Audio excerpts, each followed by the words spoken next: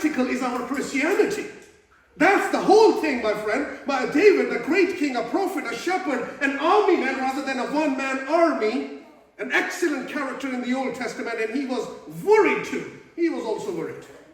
At times in his life, he cries out in Psalm 6:6. He says, I'm worn out from groanings. All night long I flood my bed with weeping and drench my couch with tears.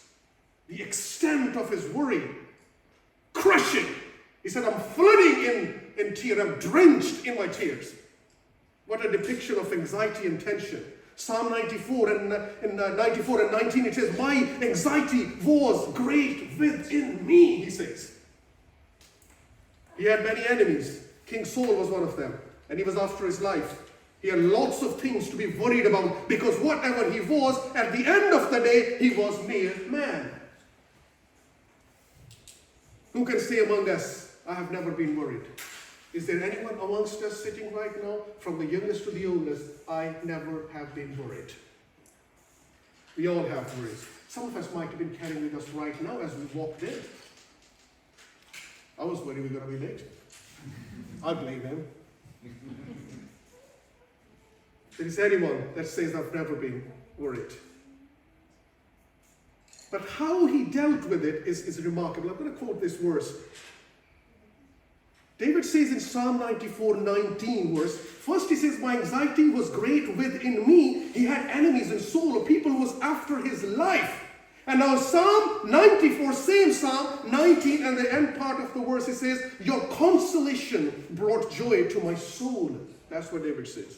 God's comfort and consolation, his consolation and his comfort brought David a joy. He said, the anxiety, the anxiousness in me is great. And right after that he says, your consolation and your comfort brings me joy. He understood when God said, don't worry. He understood it. Now the point is, was he worried? Of course he was. He was flooding tears in his bed. He was drenched in his tears. He was worried. He was worried death. There was people after his life. But then he says, your consolation brings me joy. Was he worried? Yes. Was he a man like us? Yes. But he understood that God's consolation and comfort brings joy. That's why he says what he said. Because he understood what God said, do not worry. And that's exactly what Jesus is saying, who is God himself. He said, don't worry. In other words, David says, when I'm anxious, when I'm worried, then your consolation and your affection brings me joy and relaxation. It all depends how close and intimate you are with God, how much you rely on what he says.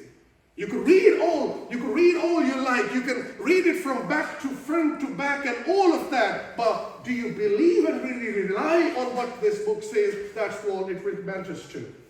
How practical is Christianity? How practical is our faith? Yes, I can say to myself and to you, don't worry, don't worry. And the minute I come off this roof, I'm worried. David says, I've drenched my bed in tears. But your consolation brings me joy. That's how intimate your relationship with God is and how reliant you are upon what he says. Isaiah 49:15, one of my favorite verses in the entire Old Testament. It says, can a mother forget the baby at her breast and have no compassion on the child she has born? Though she may forget, I will not forget you. Can a mother forget her child? No. And he says, it may happen. We hear stories. There are people. We hear it in the news and everywhere. You've heard people who've given birth and they have just done what they shouldn't have done. Worry pulls tomorrow's cloud over today's sunshine.